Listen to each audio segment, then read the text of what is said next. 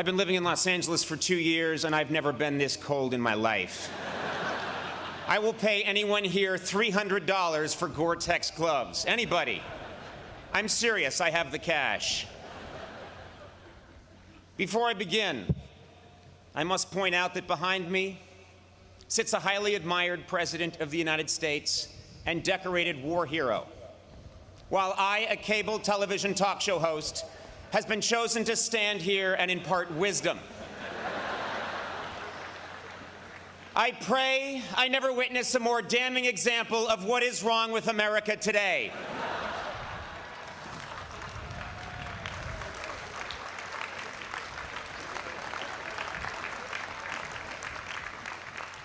Graduates, faculty, parents, relatives, undergraduates, and old people that just come to these things. Good morning and congratulations to the Dartmouth class of 2011.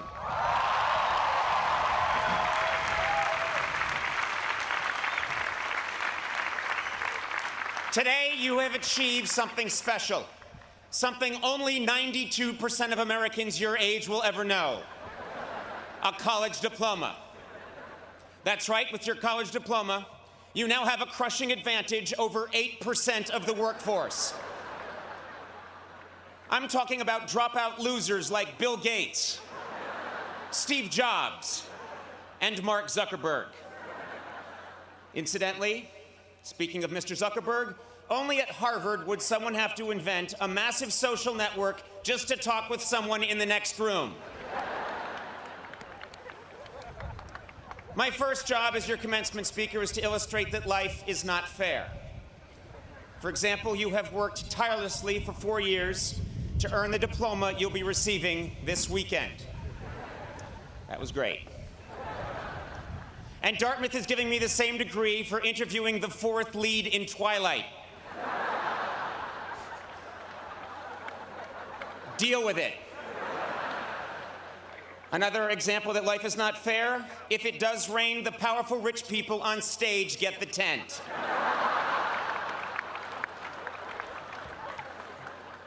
Deal with it. I would like to thank President Kim for inviting me here today. After my phone call with President Kim, I decided to find out a little bit about the man. He goes by President Kim and Dr. Kim. To his friends, he's Jim Kim, J to the K, Special K, J.K. Rowling, the Just Kidding Kimster, and most puzzling, Stinky Pete. He serves as the chair of the Department of Global Health and Social Medicine at Harvard Medical School, spearheaded a task force for the World Health Organization on global health initiatives, won a MacArthur Genius Grant, and was one of Time Magazine's 100 most influential people in 2006. Good God, man, what the hell are you compensating for? Seriously. We get it, you're smart. By the way, Dr. Kim, you were brought to Dartmouth to lead. And as a world-class anthropologist, you were also hired to figure out why each of these graduating students ran around a bonfire 111 times. But I thank you for inviting me here, Stinky Pete. And it is an honor.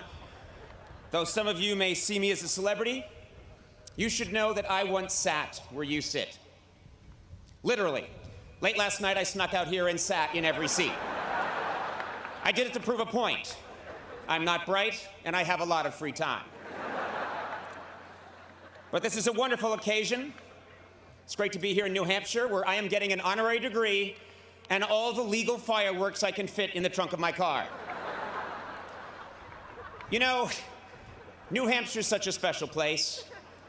When I arrived, I took a deep breath of this crisp New England air and thought, wow, I'm in this state that's next to the state where Ben & Jerry's ice cream is made.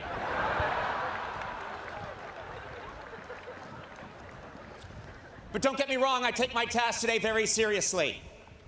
When I got the call 2 months ago to be your speaker, I decided to prepare with the same intensity many of you have devoted to an important term paper. So late last night, I began.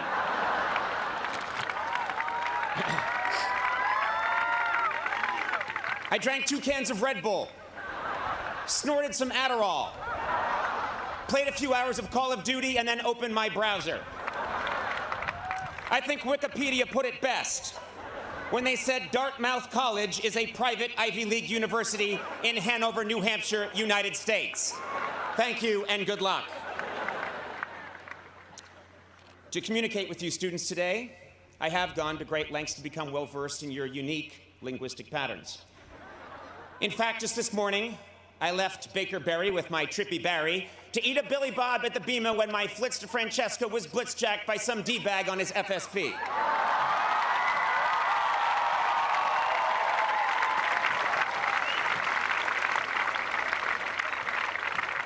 Yes, I've done my research.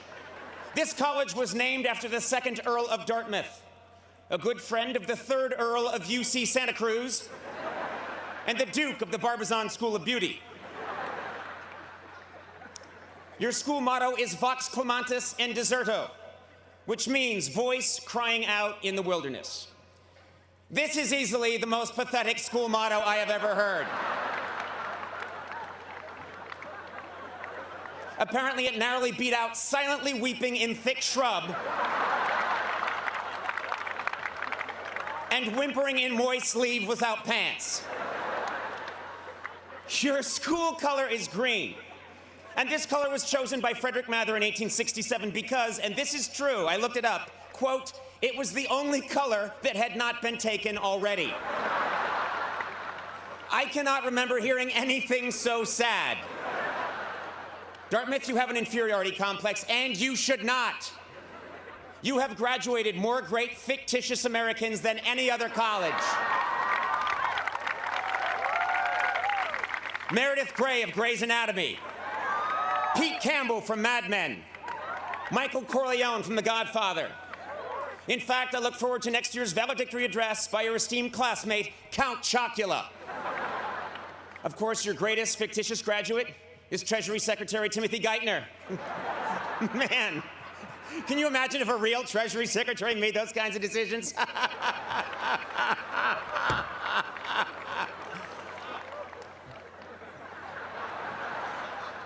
Now I know what you're gonna say, Dartmouth. You're gonna say, well, we've got Dr. Seuss.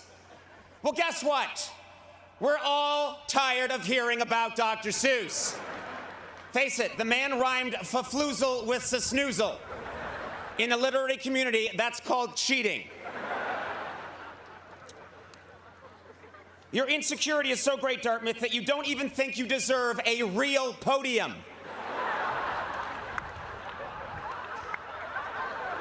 I'm sorry, what the hell is this thing? It looks like you stole it from the set of Survivor, Nova Scotia. Seriously, it looks like something a bear would use at an AA meeting.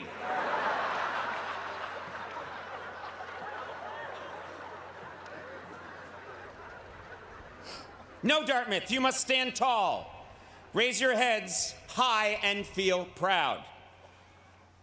Because if Harvard, Yale, and Princeton are your self-involved, vain, name-dropping older brothers, you are the cool, sexually confident, lacrosse-playing younger sibling who knows how to throw a party and looks good in a down vest.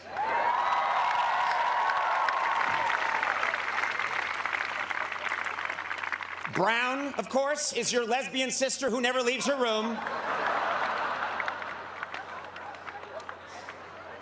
And Penn, Columbia, and Cornell, well, frankly, who gives a shit?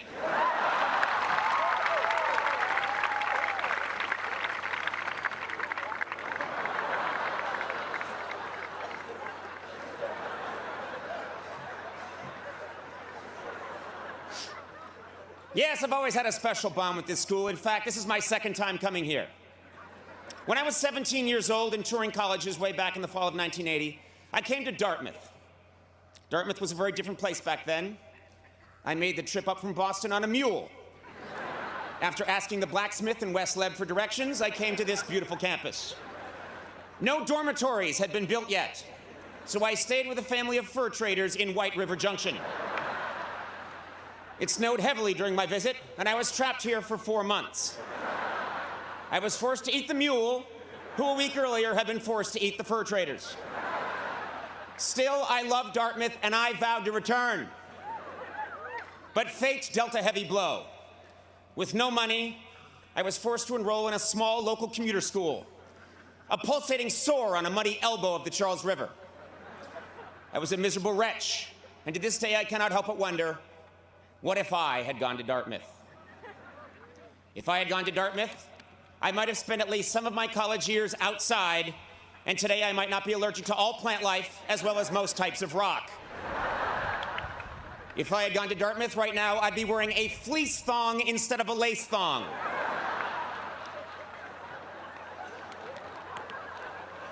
If I had gone to Dartmouth, I still wouldn't know the second verse to Dear Old Dartmouth. Face it, none of you do, you all mumble that part. If I had gone to Dartmouth, I'd have a liver the size and consistency of a beanbag chair.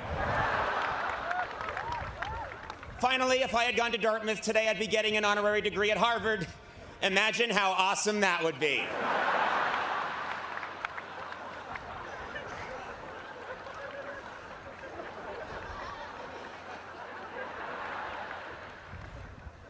You are a great school, and you deserve a historic commencement address. That's right, I want my message today to be forever remembered because it changed the world. To do this, I must suggest groundbreaking policy. Winston Churchill gave his famous Iron Curtain speech at Westminster College in 1946. JFK outlined his nuclear disarmament policy at American University in 1963. Today, I would like to set forth my own policy here at Dartmouth. I call it the Conan Doctrine. Under the Conan Doctrine, all bachelor degrees will be upgraded to master's degrees. All master's degrees will be upgraded to PhDs. And all MBA students will be immediately transferred to a white-collar prison.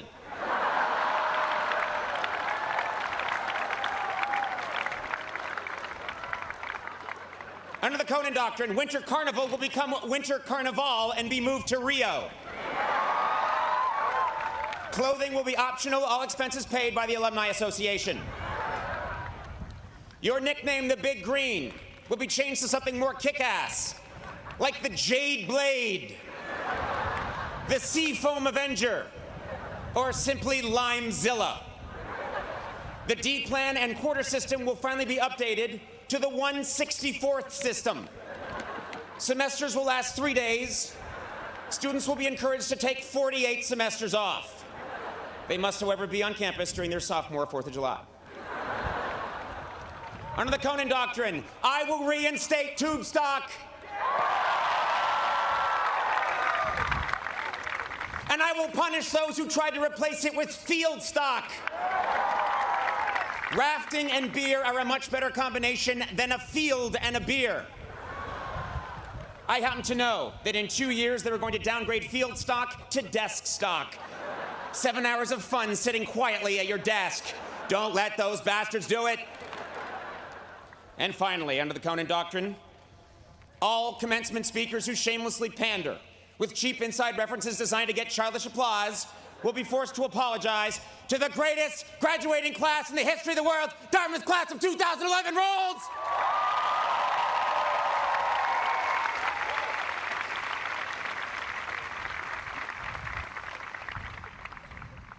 Besides policy, another hallmark of great commencement speeches is deep, profound advice like reach for the stars. Well, today, I'm not going to waste your time with empty cliches. Instead, I'm going to give you real, practical advice that you will need to know if you're going to survive the next few years. First, adult acne lasts longer than you think. I almost canceled 2 days ago because I had a zit on my eye. Guys, this is important. You cannot iron a shirt while wearing it. Here's another one. If you live on ramen noodles for too long, you lose all feelings in your hands, and your stool becomes a white gel. And finally, wearing colorful Converse high tops beneath your graduation robe is a great way to tell your classmates that this is just the first of many horrible decisions you plan to make with the rest of your life. Of course, there are many parents here, and I have real advice for them as well. Parents, you should write this down. Many of your children, you haven't seen them in 4 years. Well, now you're about to see them every day when they come out of the basement to tell you the Wi-Fi isn't working. If your child majored in fine arts or philosophy, you have good reason to be worried. The only place they are now really qualified to get a job is ancient Greece. Good luck with that degree. The traffic today on East Wheelock is going to be murder, so once they start handing out diplomas, you should slip out in the middle of the K's. And I have to tell you this, you will spend more money framing your child's diploma than they will earn in the next 6 months. It's tough out there, so be patient. The only people hiring right now are Panera Bread and Mexican drug cartels. Yes, you parents must be patient because it is indeed a grim job market out there. One of the reasons it's so tough finding work is that aging baby boomers refuse to leave their jobs. Trust me on this.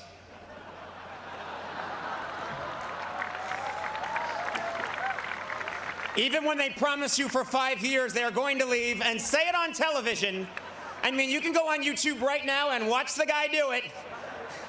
There is no guarantee they won't come back. Of course, I'm speaking generally.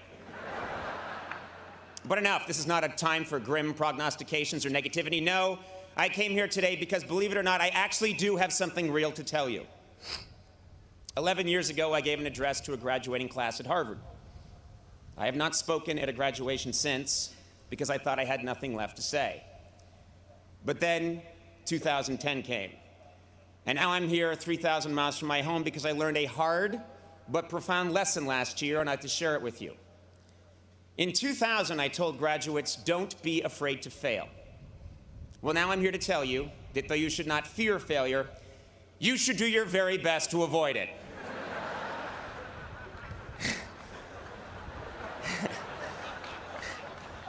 Nietzsche famously said, whatever doesn't kill you makes you stronger. What he failed to stress is that it almost kills you. Disappointment stings, and for driven, successful people like yourselves, it is disorienting.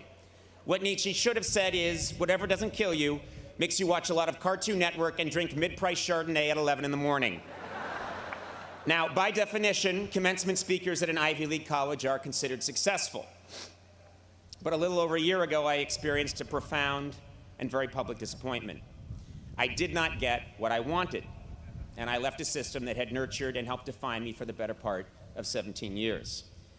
I went from being in the center of the grid to not only off the grid, but underneath the coffee table that the grid sits on, lost in the shag carpeting that is underneath the coffee table supporting the grid.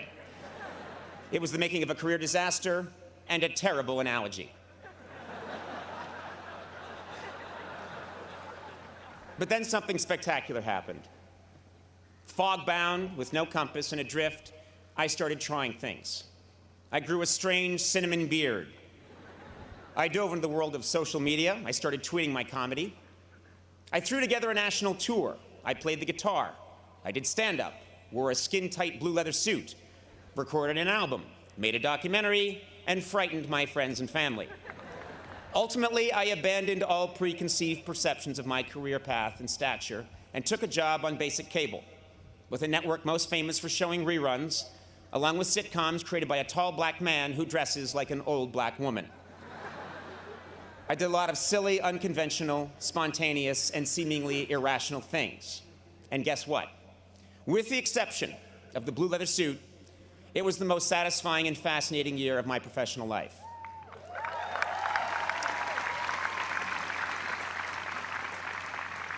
To this day, I still don't understand exactly what happened, but I have never had more fun, been more challenged, and this is important, had more conviction about what I was doing. How could this be true? Well, it's simple. There are few things more liberating in this life than having your worst fear realized. I went to college with many people who prided themselves on knowing exactly who they were and exactly where they were going. At Harvard, 5 different guys in my class told me they would one day be president of the United States. 4 of them were later killed in motel shootouts. The other ones briefly hosted Blue's Clues before dying senselessly in yet another motel shootout. Your path at 22 will not necessarily be your path at 32 or 42. One's dream is constantly evolving, rising and falling, changing course. This happens in every job, but because I have worked in comedy for 25 years, I can probably speak best about my own profession. Way back in the 1940s, there was a very, very funny man named Jack Benny. He was a giant star, easily one of the greatest comedians of his generation. And a much younger man named Johnny Carson wanted very much to be Jack Benny. In some ways he was, but in many ways he wasn't. He emulated Jack Benny, but his own quirks and mannerisms, along with the changing medium, pulled him in a different direction. And yet, his failure to completely become his hero made him the funniest person of his generation. David Letterman wanted to be Johnny Carson, and was not. And as a result, my generation of comedians wanted to be David Letterman. And none of us are. My peers and I have all missed that mark in 1,000 different ways. But the point is this: it is our failure to become our perceived ideal that ultimately defines us and makes us unique. It's not easy, but if you accept your misfortune and handle it right, your perceived failure can become a catalyst for profound reinvention. So, at the age of 47,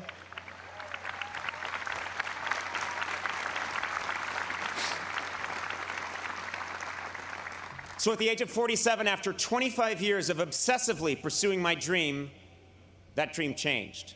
For decades in show business, the ultimate goal of every comedian was to host The Tonight Show. It was the holy grail. And like many people, I thought that achieving that goal would define me as successful. But that is not true.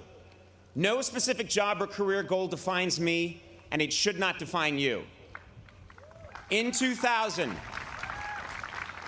I told graduates to not be afraid to fail. And I still believe that.